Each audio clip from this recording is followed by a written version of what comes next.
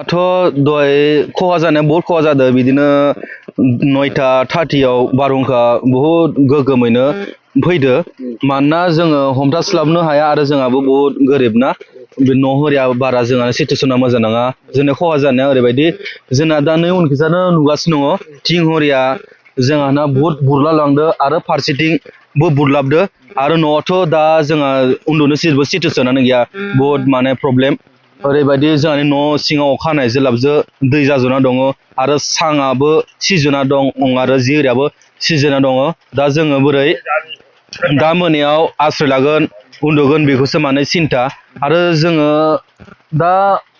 न'नि हिसाबै जों हालोदखौ नायोबाथाय बहुत माने अबस्था दं दा फाहामगोन माबोरै जोंनाव दा थाइसेबो रां रुफा गैया दा दैज्लांनि बोथोर सफैबाय बेखौ सिन्था होदो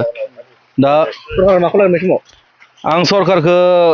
आं जे खावलायो जोंनि आसाम सरकारा माबाफोर आंनि न'खौ नायनानै